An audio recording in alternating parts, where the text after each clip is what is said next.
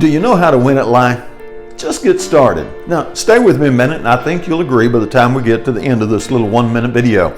When you get started, you're way ahead of the competition because most people are sitting in their recliner just dreaming about getting started, dreaming about what they're going to do, and you're actually out there doing it. Sure, it's going to be ugly when you start, but you're a beginner. You can't expect to look like an expert when you're just a beginner. So what you're going to do is you're going to have the failing forward attitude. You're going to stumble and bumble and fall and trip, but you're going to keep moving forward while they're sitting in their recliner dreaming about success someday. So the trick here really is just get started. Understand that in God's hands you are enough. And for whatever thing you do, do not compare your beginning efforts with an expert's highlight reels.